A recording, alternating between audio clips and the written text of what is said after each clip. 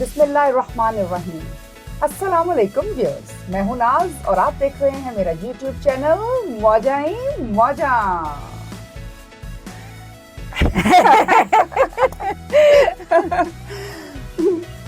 तो जी जनाब। अस्मा, हमेशा आप शुरू करते हैं प्रोग्राम, तो क्यों ना आज आपसे बातें की जाए Why not? और आपके कुछ आइडियाज और ख्यालात सुने जाए। जी पहले तो मुझे ये बताएं कि अब जैसे रमज़ान शुरू हो गया है और आपको बहुत मुबारक हो रमज़ान की। मुबारक। अच्छा, मुझे बताएं कि जब आप पाकिस्तान से इधर आए थे ऑस्ट्रेलिया, तो क्या फीलिंग्स थे, क्या डिफरेंट लगा, और यहाँ कैसे रमज़ान मनाते हो और वहाँ कैसे मनाते थे? शुरू में जब आई थी तो ऑफ कोर्स वो थोड़ा सा मुश्किल लगता है, क्योंकि आप किसी को जानते नहीं होते। शुरू के साल 2 साल, और हम थोड़ा रूरल एरिया में थे जो कि मेन सिटी से दूर था, वहाँ हम अकेले ही मुसलमान थे, तो it was a bit complicated.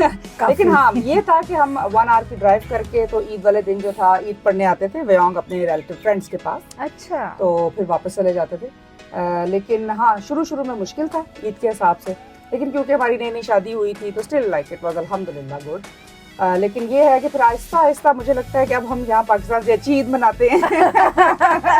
वहाँ तो ईद पढ़ के सो जाते हैं, तो हमारा ये है सो जाते हैं। हमारे तो ईद और रमजान का कुछ पता ही नहीं चलता। हमारे तो रमजान भी लगता है कि ईदें चल रही है। हम तो रमजान शुरू होता है, लोग तरावियों का और इबादतों का अपना टाइम टेबल सेट करते हैं, और पाकिस्तान में हम ईद की शॉपिंग बिल्कुल। तो मुझे हमेशा से ये लगता है कि रमज़ान भी अल्हम्दुलिल्लाह जब से, मतलब हमें तकरीबन 19-20 साल हो गए हैं, लेकिन लास्ट जो 10-15 साल हैं तो रमज़ान भी भरपूर मनाया जाता है। उसमें ये कि पहले से तैयारियां शुरू होती हैं, गिफ्ट बास्केट्स बनती हैं, लोगों के घर में अमरू अफ़ज़ा, खजूरें, जो भी चीज़ें होती हैं छोटी मोटी, वो पैक्स बना के देते हैं।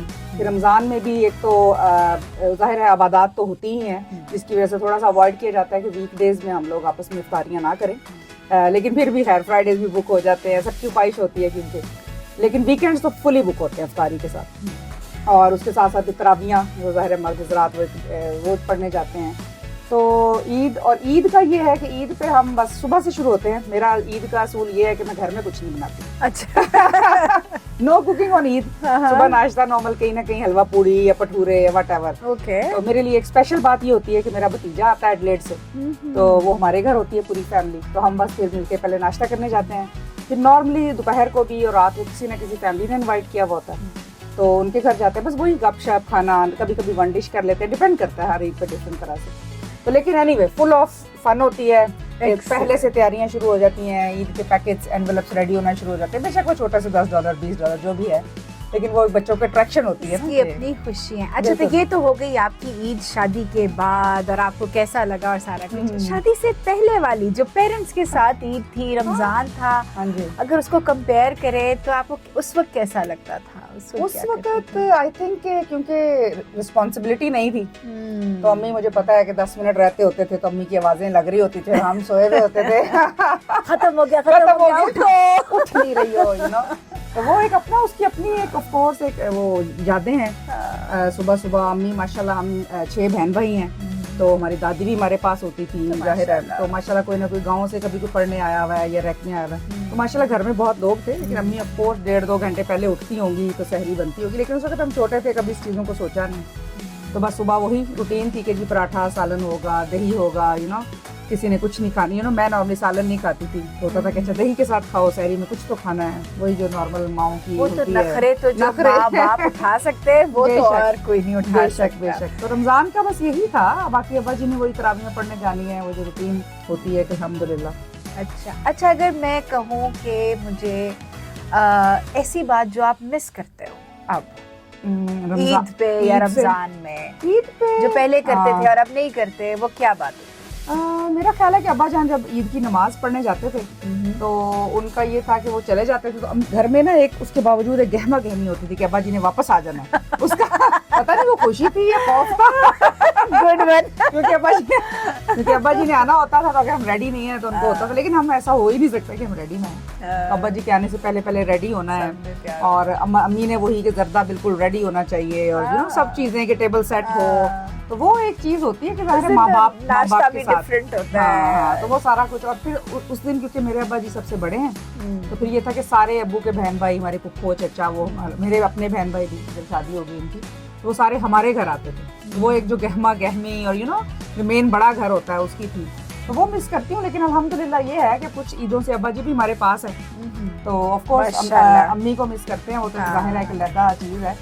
लेकिन बस वही बात है, सारे अपने अपने आंसू छुपाने में कामयाब भी रहते हैं ईद में। सही बात। ज़ाहिर ज़हन में माएँ आती तो हैं, जाहिर है फॉर श्योर। तो ये तो हो गया रमजान और ईद। चांद रात कैसे मनाते थे, और अब कैसे यहाँ कैसे मनाते हैं आप लोग चांद रात? नॉर्मली डिफरेंट तरह से हो जाता है हर साल, जिस तरह से प्लानिंग हो। कभी तो किसी फ्रेंड के घर कोई जैसे मेहंदियाँ लगाने के लिए इकट्ठे हो गए। लास्ट ईयर हमने क्या खातून एक हैं इंडियन फ्रेंड है, वो मेहंदी लगाती हैं। अच्छा। तो उनके घर चले गए थे, उनसे मेहंदी लगवा ली सारी ने। मतलब डिपेंड करता है कि क्या चल रहा है तो वहाँ पे चांद रात पे क्या होता है, वहाँ पे तो वो याद है छोटे होते वो मेहंदी ऐसे लग के तो हाथ बंद कर देती थी अम्मी। छोटे होते थे, बहुत छोटे थे, और जब बिल्कुल ही छोटे थे तो उसके ऊपर लफाफा भी बांध देती थी कि रात को मुंह पे ना लगा ले। हाँ। लेकिन वैसे तो वहाँ पे मेरा ख्याल चांद रात का बस वहाँ पे तो यार हम प्रॉपरली बाहर सेल में जाके चांद देखते थे। अब तो पाकिस्तान में ना वो शुरू हो गया कि उनके ना वो स्टॉल्स भी लगते हैं वैसे तो चूड़ियों और मेहंदियों का, लेकिन इसके अलावा म्यूजिक के प्रोग्राम शुरू हो जाते हैं, वो आउटडोर म्यूजिक वाले सब गैदरिंग्स शुरू हो जाती हैं और इकट्ठे हो जाते हैं।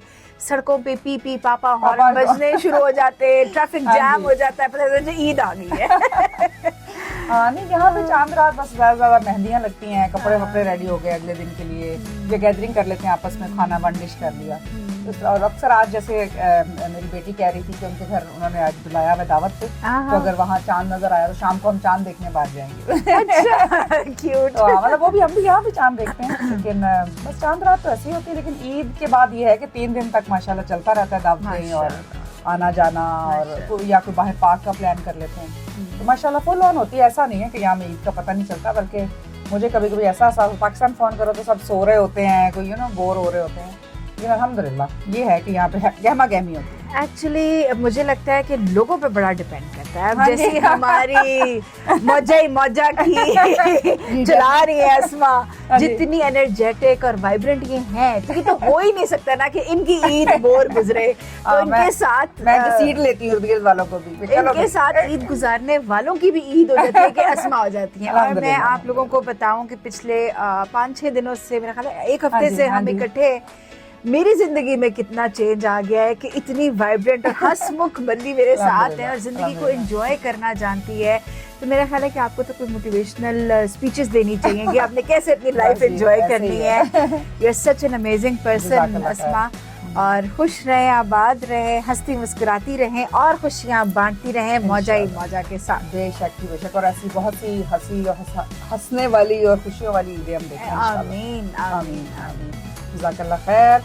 Okay viewers, see you soon. अल्लाह हाफिज। मजा ही मजा। आई होप कि रिकॉर्ड भी हुआ है। ना करो यार। Like, subscribe and press the bell icon so you will never miss another video. Thank you.